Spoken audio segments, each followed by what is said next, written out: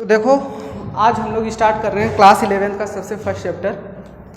ठीक है, आज हम लोग पढ़ेंगे बेसिक केमिस्ट्री के बारे में। ठीक है, जो उसमें बेसिक टर्म्स हैं जिसको तुम पहले पढ़ चुके हो, उसी के बारे में आज हम लोग डिस्कस करेंगे। क्लास 11 का सबसे फर्स्ट चैप्टर क्लास 11 का।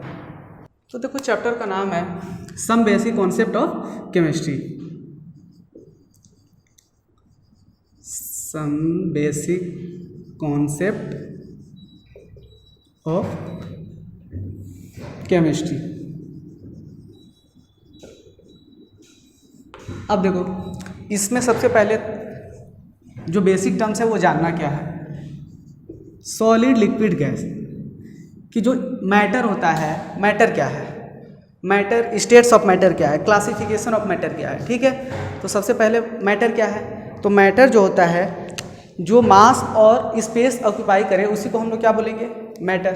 मैटर क्या होता है, मैटर जो मास और स्पेस, कुछ तो मास इस ऑक्यूपाई करना चाहिए और क्या ऑक्यूपाई करना चाहिए, स्पेस। समझ में आ रहा है। तो मास और जो स्पेस ऑक्यूपाई करे उसी को हम लोग क्या बोलते हैं, मैटर। अब डिपेंड करता है स्टेट्स ऑफ मैटर क्या होता है। एक होता है स्टेट्स ऑफ मैटर, एक होता है क्लासिफिकेशन ऑफ मैटर। ठीक है, तो स्टेट्स ऑफ मैटर तीन टाइप के होते हैं। ठीक है, तो स्टेट्स ऑफ मैटर 3 टाइप्स के होते हैं। कौन कौन से टाइप हैं। First, solid, liquid, gas. ये सभी तुम लोग पढ़ चुके हो, सॉलिड, लिक्विड और गैस। अब देखो, ये सॉलिड क्या होता है, इसका एक केमिस्ट्री में चैप्टर ही है सॉलिड स्टेट। हम लोग यहाँ पे बस ब्रीफ डिस्कशन, जो छोटा सा एकदम, इसके बारे में समझेंगे कि सॉलिड स्टेट एक्चुअली होता क्या है, जिसमें पार्टिकल्स क्या होते हैं, बहुत पास होते हैं। इसमें इंटरमॉलिक्यूलर फोर्स ऑफ अट्रैक्शन क्या होता है, बहुत ज़्यादा होता है। और इसका शेप क्या होता है, शेप और साइज फिक्स होता है। शेप और साइज क्या होता है, फिक्स होता है। उसी को हम लोग क्या बोलते हैं, सॉलिड स्टेट। लिक्विड स्टेट क्या होता है, तो लिक्विड स्टेट में उसका साइज तो फिक्स रहेगा, उसका साइज, वॉल्यूम जिसे बोल रहे हैं हम, वॉल्यूम तो उसका क्या होगा, फिक्स होगा, वॉल्यूम फिक्स होगा। लेकिन शेप क्या होगा, फिक्स नहीं होगा। शेप क्या होगा, फिक्स, शेप हमारा फिक्स नहीं होगा। तो शेप फिक्स क्यों नहीं होगा, क्योंकि लिक्विड को तुम जिस भी बोतल में रखोगे, जिस भी पॉट में रखोगे, वो क्या लेगा, उसी का शेप ले लेगा। ठीक है, लेकिन वॉल्यूम क्या होगा, सपोज करो 1 लीटर लिए, अरे दूसरे में भी रखोगे तो वो 1 लीटर ही आएगा ना। तो वॉल्यूम क्या होगा, फिक्स होगा, लेकिन उसका शेप क्या होगा, फिक्स नहीं होगा। उसको हम लोग क्या बोलेंगे, लिक्विड। और गैस क्या है, जनरल तुम लोग यही समझते हो। और इसमें intermolecular force of attraction solid के रिस्पेक्ट में क्या होता है, कम होता है, लेकिन गैस के रिस्पेक्ट से क्या होता है, ज़्यादा होता है। तो हम लोग जनरली देखेंगे intermolecular force of attraction between particles जो इसमें होते हैं। समझ में आ रहा है। तो गैस में क्या होता है, वॉल्यूम और जो इसका शेप है दोनों ही फिक्स नहीं होता है। इसमें वॉल्यूम और शेप दोनों ही क्या होता है, फिक्स नहीं होता है। तो इसमें इंटरमॉलिक्यूलर फोर्स ऑफ अट्रैक्शन बहुत कम होता है, बहुत वीक होता है। तो यहाँ पे लिखोगे फोर्स ऑफ अट्रैक्शन के रिस्पेक्ट में, फोर्स ऑफ अट्रैक्शन के रिस्पेक्ट में सबसे ज़्यादा फोर्स ऑफ अट्रैक्शन किस में होता है, सॉलिड में। उसके बाद किस में होता है, लिक्विड में। उसके बाद सबसे कम किस में होता है, गैस में। ठीक है, तो ये हो गया फोर्स ऑफ अट्रैक्शन का ट्रेंड। तो फोर्स ऑफ अट्रैक्शन हो गया हमारा। अब देखो, ये तीनों एक दूसरे के इंटर कन्वर्टिबल होते हैं, मतलब एक दूसरे को अगर टेम्परेचर के बेसिस पे इनको हम आपस में कन्वर्ट कर सकते हैं। जैसे देखो, तुम्हारा सॉलिड है, तो सॉलिड से हम क्या करेंगे, लिक्विड में कन्वर्ट कर सकते हैं, और लिक्विड से गैस में भी कन्वर्ट कर सकते हैं। ठीक है ना। तो सॉलिड से लिक्विड में कब कन्वर्ट करेंगे, अरे सॉलिड से लिक्विड में कन्वर्ट करने के लिए टेम्परेचर देना पड़ेगा ना। तो यहाँ पे टेम्परेचर को हम ऐसे रिप्रेजेंट करते हैं, इसका मतलब है कि गर्म कर रहे हैं। तो सॉलिड को अगर टेम्परेचर देंगे तो वो लिक्विड में कन्वर्ट हो जाएगा, लिक्विड में को अगर हम टेम्परेचर देंगे तो वो किस में कन्वर्ट हो जाएगा, गैस में। तो ये देखो, ये प्रोसेस लिक्विफिकेशन, और लिक्विड से गैस वेपोराइजेशन, इसको क्या बोलेंगे, लिक्विफिकेशन। ये लिक्विड में हो रहा है, सॉरी लिक्विफिकेशन नहीं, लिक्विड में, सॉलिड से लिक्विड में कन्वर्ट हो रहा है, और ये इसको बोलेंगे वेपोराइजेशन। कभी कभी ऐसा होता है डायरेक्ट सॉलिड से गैस में कन्वर्ट हो जाता है, तो उसको हम लोग क्या बोलते हैं, सब्लिमेशन। समझ में आ रहा है। इसको हम लोग बोलते हैं सब्लिमेशन, ये वेपराइजेशन। अब ध्यान दो, हम इसको वापस भी तो कर सकते हैं, गैस से लिक्विड, लिक्विड से सॉलिड। तो कैसे? इसका टेम्परेचर कम कर दो, इसको क्या करो, कोल्ड करो, टेम्परेचर कम कर दो, इसको और कोल्ड कर दो, तो क्या हो जाएगा, सॉलिड में कन्वर्ट हो जाएगा। समझ में आ रहा? ये सभी एक दूसरे के क्या है, इंटर कन्वर्टिबल है। अरे लिक्विड को तुम टेम्परेचर कम करते जाओगे तो फ्रीज हो जाएगा ना, तो फ्रीज क्या हो जाएगा, फ्रीज हो जाएगा तो उसको सॉलिड स्टेट में ही तो होता है वो। तो समझ में आ रहा है? तो ये सभी हो गया स्टेट्स ऑफ मैटर के बारे में। अब हम डिस्कस करेंगे क्लासिफिकेशन ऑफ मैटर के बारे में, ठीक है। तो देखो क्लासिफिकेशन ऑफ मैटर क्या है एट मैक्रोस्कोपिक लेवल। देखो होता है लेवल दो टाइप का, एक होता है माइक्रोस्कोपिक, एक होता है मैक्रोस्कोपिक। तो जो मैक्रोस्कोपिक है इसका मतलब कि वो तुम्हें दिखेगा, माइक्रोस्कोपिक मतलब नहीं दिखेगा। समझ में आ रहा? माइक्रो मतलब बहुत छोटा हो गया, और मैक्रोस्कोपिक मतलब जिसे हम देख सके। समझ में आ रहा है? तो मैक्रोस्कोपिक लेवल पे हमारा क्लासिफिकेशन हम देख रहे हैं, ठीक है ना। तो क्लासिफिकेशन ऑफ मैटर, अब ध्यान देते हैं। तो classification of matter at macroscopic level, macro, ठीक है ना, माइक्रो नहीं। तो मैक्रोस्कोपिक लेवल पे देखो क्या होगा मैटर। तो सबसे पहले देखो मैटर किस में कन्वर्ट होता है। मैटर या तो हो सकता है कि वो प्योर हो, या तो हो सकता है वो मिक्सचर हो, ठीक है। मैटर मिक्सचर में भी हो सकता है, जैसे तुम्हारा शुगर सोल्यूशन हो गया। शुगर सोल्यूशन में क्या होता है, लिक्विड भी होता है और शुगर भी होता है, तो उसको क्या बोलेंगे, मिक्सचर ही तो हुआ।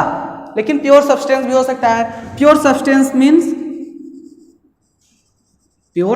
मीन्स अब देखो जो प्योर सब्सटेंस है, जैसे तुम्हारा सिल्वर हो गया, तो सिल्वर बस सिल्वर ही है, उसमें और कोई मिक्स नहीं है। कॉपर है तो बस कॉपर ही है, उसमें और कुछ मिक्स नहीं है। वाटर है तो सिर्फ वाटर ही है, उसमें कुछ मिक्स नहीं है। समझ में आ रहा है?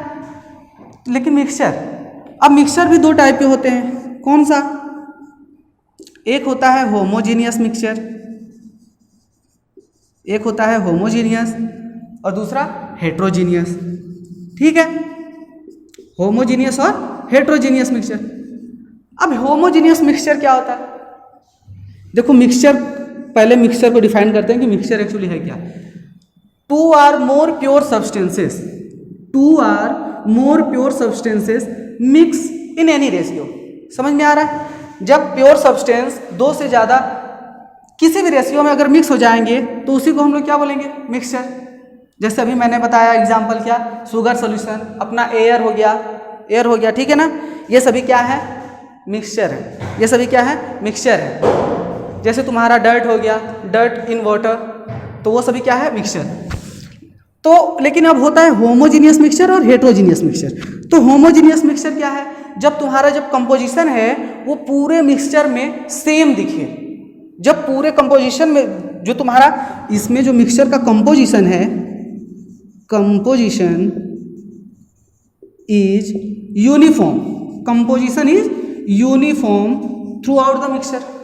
समझ में आ रहा है? कंपोजिशन हमारा क्या होगा, पूरी तरीके से यूनिफॉर्म होगा, उसमें डिफरेंस तुम नहीं बता सकते कि इसमें क्या क्या मिक्स है, ठीक है ना।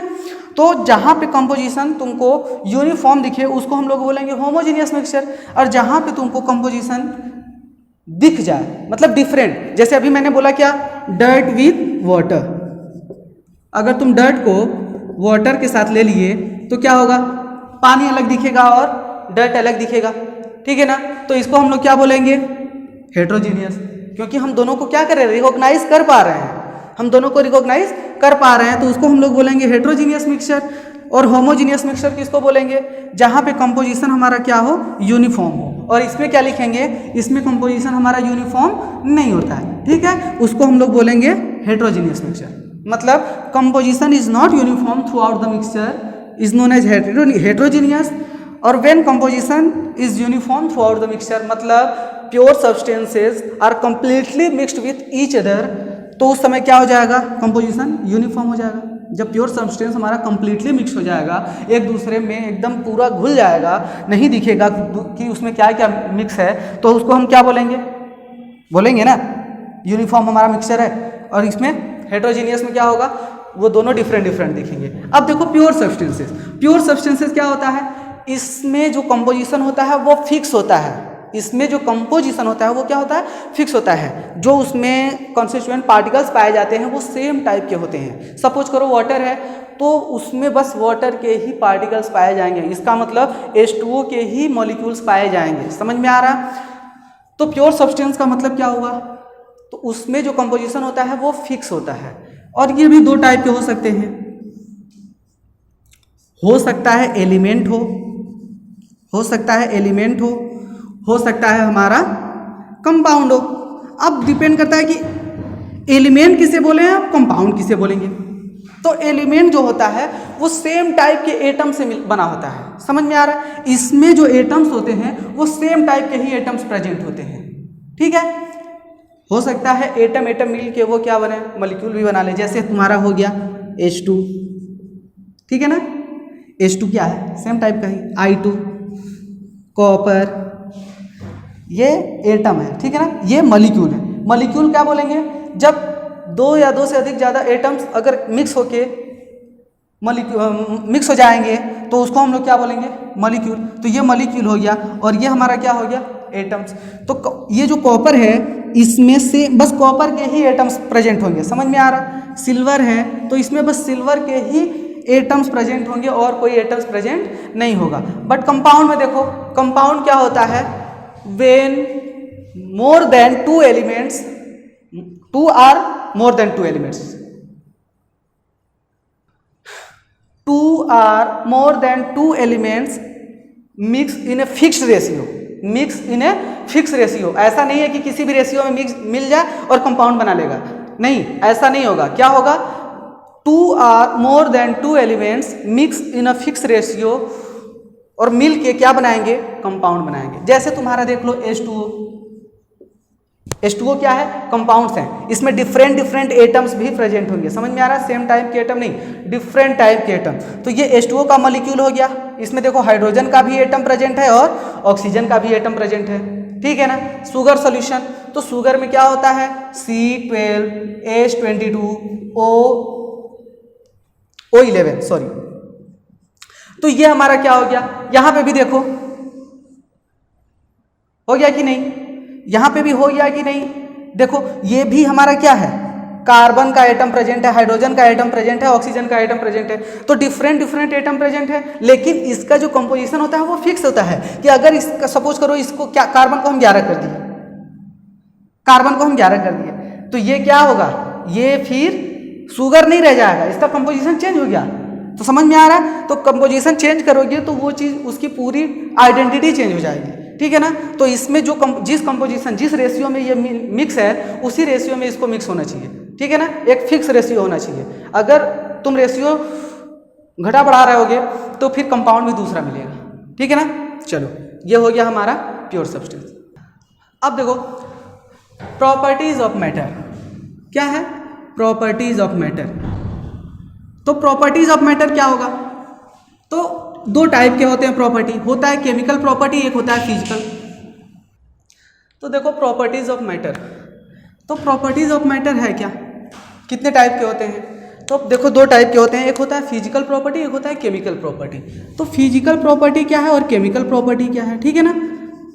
तो देखो अब फिजिकल प्रॉपर्टी जो है, कोई भी मैटर की इंटिटी, कोई भी मैटर का आइडेंटिटी या इंटिटी चेंज किए बिना उसको हम ऑब्जर्व कर सके, उसको हम लोग बोलते हैं फिजिकल प्रॉपर्टी। जैसे कलर, ऑर्डर, ठीक है ना, टेम्परेचर, डेंसिटी, ये सब क्या है, तुम बिना उसके आइडेंटिटी को चेंज किए हुआ, जैसे सपोज करो तुम्हारे पास वाटर है, तो वाटर को क्या करोगे, अगर बॉयल करोगे, ज़्यादा बॉयल कर दिए तो हाइड्रोजन अलग, ऑक्सीजन अलग। लेकिन तुम सिंपल अगर उसका टेम्परेचर मेजर करना चाहते हो, थर्मामीटर उसमें डिप किए, उसकी वाटर की क्वालिटी को कोई डिफरेंस नहीं हुआ क्वालिटी में उसके, तो टेम्परेचर तुम वहाँ से मेजर कर सकते हो, डेंसिटी भी मेजर कर सकते हो, मास देख लो, वॉल्यूम कितना कवर किया है वो देख लो, ऑर्डर पता चली जाएगा, कलर देख ही सकते हो। तो ये सभी क्या है, physical property. But chemical property क्या है? केमिकल प्रॉपर्टी मतलब उससे जो भी मैटर है तुम्हारा, उससे तुम कोई भी रिएक्टिविटी करा सको। ठीक है, समझ में आ रहा है? उसके केमिकल एंटिटी को चेंज कर सको, जो उसकी प्रॉपर्टी है उसको चेंज भी कर सकते हो। कैसे? रिएक्टिविटी के थ्रू।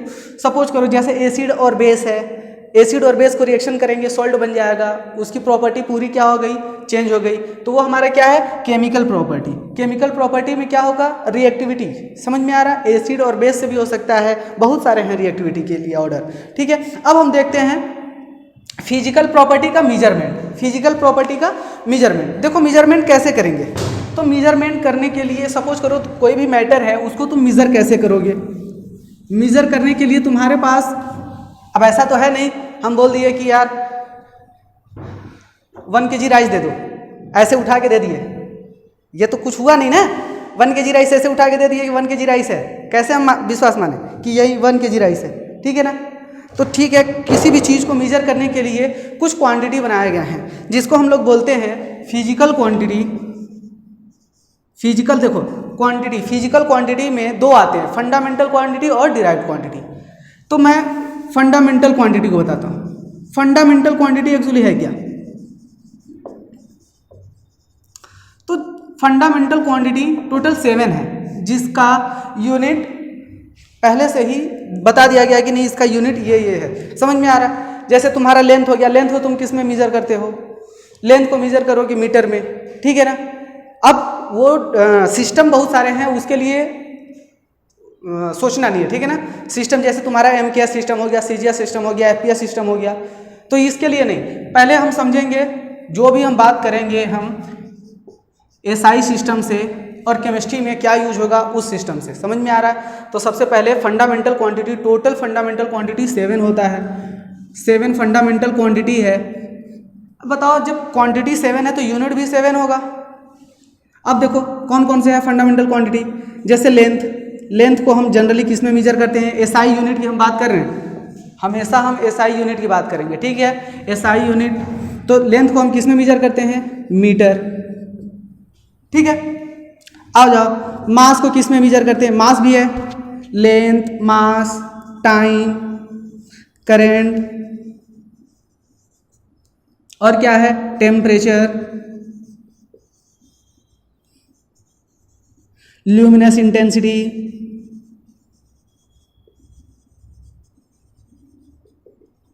ल्यूमिनस इंटेंसिटी, और एक है ना length, mass, time, current, temperature, luminous intensity. अच्छा, एक और है, देखते हैं। पहले इसको देखो। अब मास को किस में मेजर करेंगे? kg। टाइम को किस में मेजर करते हैं? सेकेंड। ठीक है, करंट को किस में मेजर करते हैं? एम्पियर। और ये क्या है? टेम्परेचर। टेम्परेचर को किस में मेजर करते हैं? केल्विन। हमेशा SI यूनिट हो या फिर कोई भी यूनिट हो, टेम्परेचर को हमेशा केल्विन में ही मेजर करेंगे। समझ में आ रहा है? टेम्परेचर कभी भी सेल्सियस में भी होता है, फ़ारेनहाइट में भी होता है, लेकिन हमेशा जब भी रिपोर्ट करेंगे हम किस में रिपोर्ट करेंगे? केल्विन में ही रिपोर्ट करते हैं। अब ल्यूमिनस इंटेंसिटी, इसका होता है कैंडेला। कैंडेला को हम CD से रिप्रेजेंट करते हैं। ठीक है, एक होता है मैटर। मैटर को किस में करते हैं? उसका होता है मोल। क्वांटिटी, सब्सटेंस किसको? उसमें किसमें? अब तुमको इसी के बारे में पढ़ना है, इस चैप्टर में तुमको इसी के बारे में पढ़ना है, जिसको हम लोग बोलते हैं मोल कॉन्सेप्ट। ठीक है ना? तो अमाउंट ऑफ सब्सटेंस को मेजर करने के लिए क्या हम यूनिट यूज करते हैं? मोल। अब मोल क्या है? ध्यान दो, ये सभी जितने भी हैं ये सभी फंडामेंटल क्वांटिटी है। ठीक है ना? कुछ डिराइव्ड क्वांटिटी हैं। डिराइव्ड क्वांटिटी क्या होती है? जो फंडामेंटल क्वांटिटी से बनी होती है। जैसे तुम देखो, कोई भी एरिया, एरिया को अगर तुमको मेजर करना है तो तुम कैसे मेजर करोगे? एरिया इज इक्वल टू क्या होता है? लेंथ इनटू ब्रेथ, यही होता है। अब लेंथ को किस में? ये भी एक लेंथ है, ये भी एक टाइप का लेंथ है। लेंथ को किससे मेजर करते हो? मीटर से। ये भी एक टाइप का लेंथ है, इसको किससे मेजर करोगे? मीटर से। दोनों क्या हो गया? Metre square. यहाँ पे मीटर था, लेकिन यहाँ पे क्या हो गया? Metre square. मतलब एरिया का एक अलग यूनिट आ गया, मीटर स्क्वायर। तो ये क्या हो गया? डिराइव्ड। और किससे डिराइव हुआ? फंडामेंटल से। तो इसको इसीलिए हम बोलते हैं डिराइव्ड क्वांटिटी, ठीक है ना, डिराइव्ड क्वांटिटी। वॉल्यूम हो गया, वॉल्यूम को क्या करेंगे? मीटर। हाइट भी हो जाता है इसमें, तो क्या हो जाएगा? मीटर क्यूब, क्योंकि हाइट भी एक टाइप का लेंथ ही है, तो लेंथ है तो उसकी यूनिट क्या हो जाएगी? Metre cube. तो वॉल्यूम, एरिया, डेंसिटी, प्रेशर, ये सभी क्या है? जो बहुत सारे फंडामेंटल या 2 और more than 2 fundamental quantity are mixed in one formula, उसको हम लोग बोलेंगे क्या?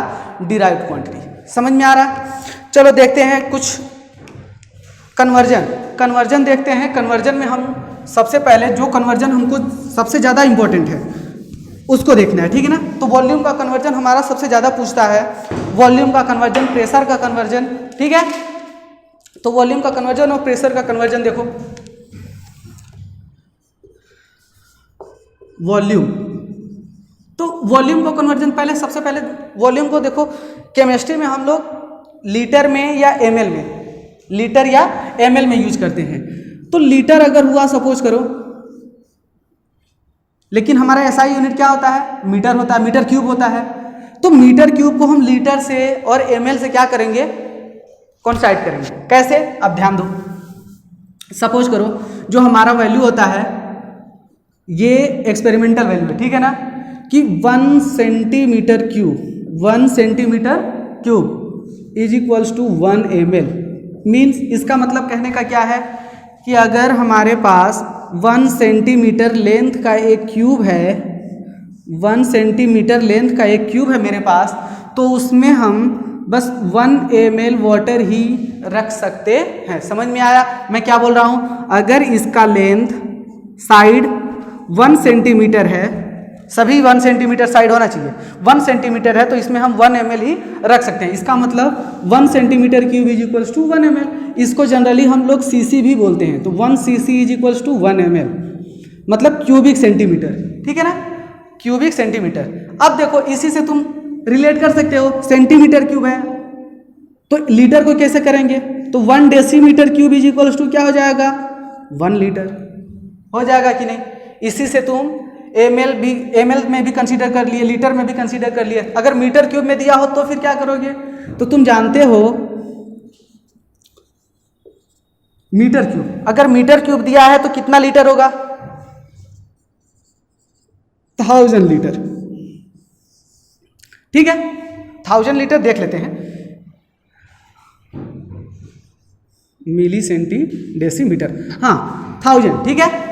तो ये 1000 लीटर होता है, तो 1 metre cube is equal to 1000 litre. ये सभी जितने भी यूनिट हैं, इस सबको देखो एक दूसरे से इंटर कन्वर्टिबल है।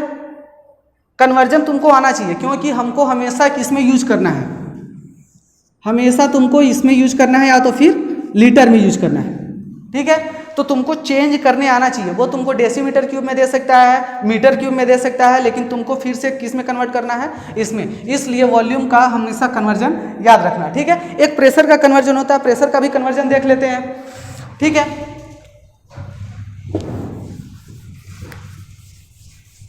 अब देखो प्रेशर का कन्वर्जन क्या होगा।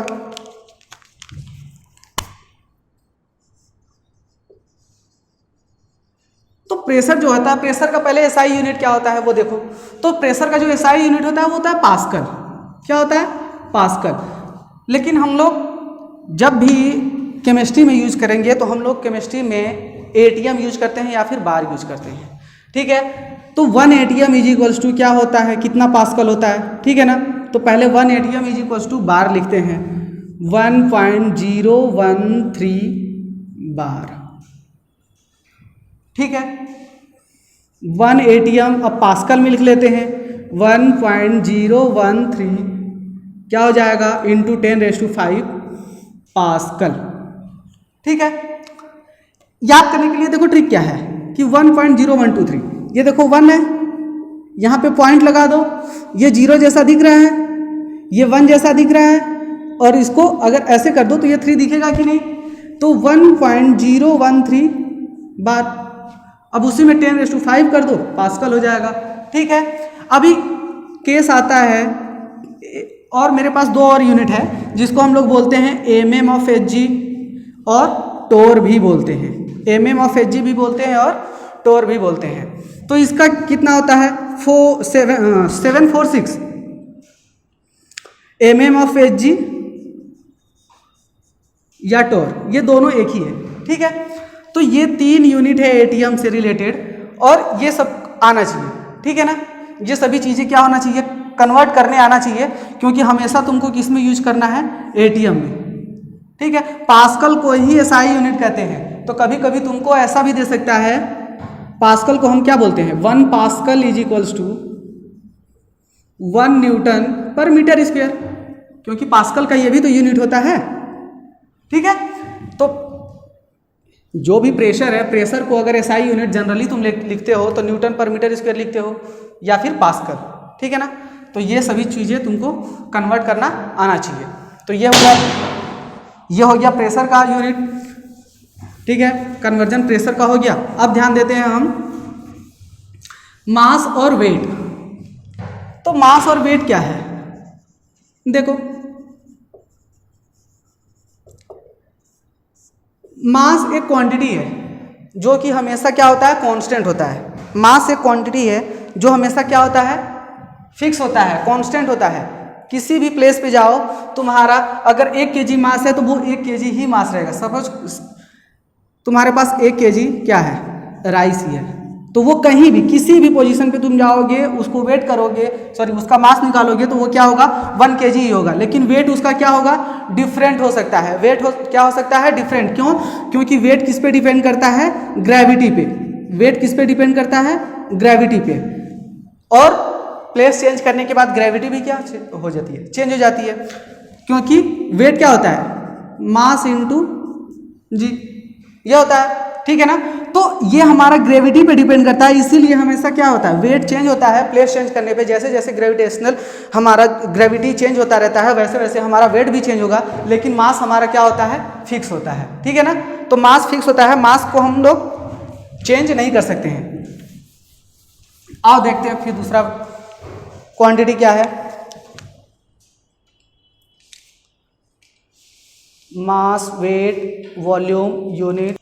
अब देखो टेम्परेचर का कन्वर्जन जो हमारा यूज हो रहा है, बस हम उसी से रिलेटेड देखेंगे, ठीक है ना।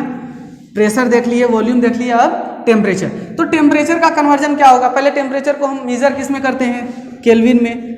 तो हमको हमेशा आना चाहिए कि टेम्परेचर को हमको केल्विन में कन्वर्ट आना चाहिए। किसी में भी दिया हो तुमको केल्विन में कन्वर्ट करने आना चाहिए। अब देखो टेम्परेचर को केल्विन में हम कैसे कन्वर्ट करेंगे, तुमको कन्वर्जन के लिए फॉर्मूला याद होगा तब तो। एक होता है, देखो टेम्परेचर के 3 फॉर्मूले होते हैं, एक फ़ारेनहाइट होता है, एक होता है सेल्सियस और एक होता है केल्विन।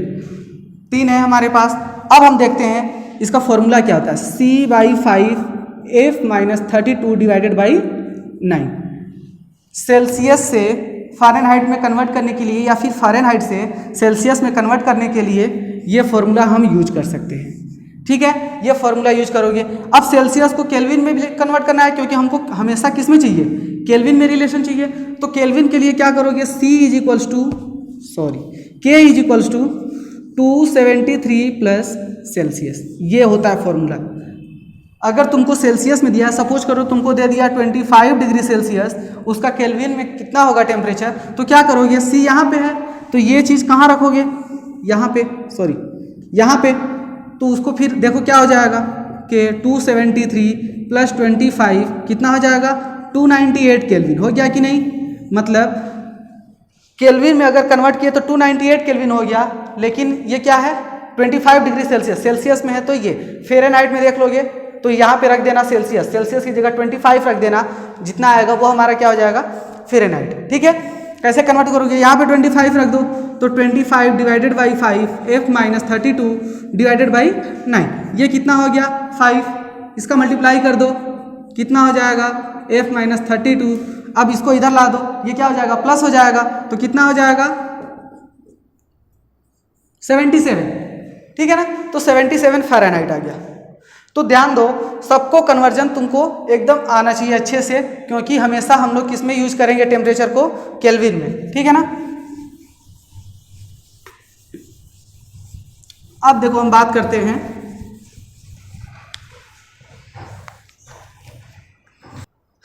देखो अनसर्टेनिटी इन मेजरमेंट। अब क्या क्या है, मेजरमेंट में अनसर्टेनिटी आ गया, ठीक है ना। तो कैसे इसको देखेंगे, तो कोई भी सपोज करो तुम मेजरमेंट कर रहे हो, बहुत ज़्यादा वैल्यू आएगी। जैसे तुम्हारा जो होता है एवोगाद्रो नंबर Na होता है, इसकी वैल्यू कितनी होती है 6.022 इंटू 10⁻23। इसको हम लोग बोलते हैं साइंटिफिक नोटेशन। लेकिन अगर जनरली लिखना हो तो कैसे लिखोगे 602200000, ये 23 है तो 23 टाइम्स यहाँ तक जाएगा कि नहीं, तो उतना लिखना थोड़ा सा एक फनी हो जाएगा कि नहीं, इतना जीरो हम लिखते जाएं तो ये हमारा क्या होगा, देखने में भी अच्छा नहीं लगेगा और पूरा इतना बड़ा हो जाएगा।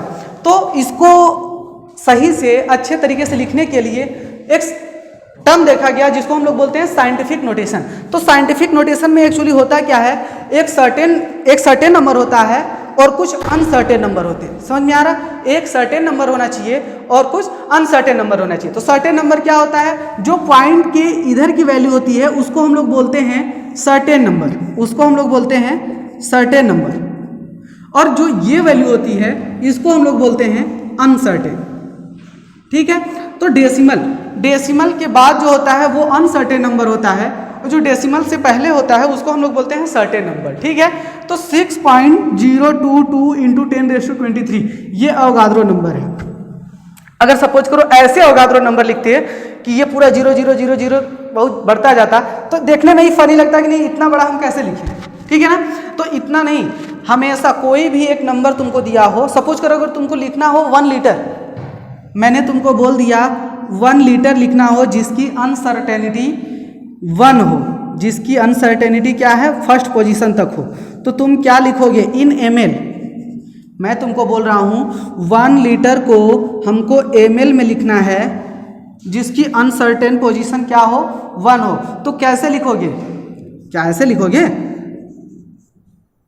ये गलत हो गया। 1 litre is equals to 1000 ml होता है, लेकिन ये लिखने का तरीका क्या है, गलत है। ऐसे नहीं लिखेंगे, कैसे लिखेंगे, ये जो 1000 है इसको हम लिखेंगे 1.0 इंटू 10⁻3। समझ में आ रहा, इसको हम लोग बोलते हैं साइंटिफिक नोटेशन। मतलब एक हमारा देखो अभी मैंने क्या बोला, अनसर्टेन पोजीशन एक होना चाहिए। अनसर्टेन पोजीशन मतलब डेसिमल पॉइंट के राइट साइड वाला, तो डेसिमल पॉइंट के राइट साइड वाला अनसर्टेन पोजीशन होता है और हमको एक ही पोजीशन तक लिखना है, इसीलिए एक। अगर 3 पोजीशन तक लिखता तो 1.000 इंटू 10⁻3, ठीक है ना। लेकिन हमको एक ही पोजीशन तक लिखना था, इसलिए ये। और सर्टेन पोजीशन तो फिक्स होता है कि नहीं एक ही होना है, ठीक है ना। अनसर्टेन पोजीशन हमारा जनरली 3 तक लेते हैं, लेकिन यहाँ पे तुमको बोल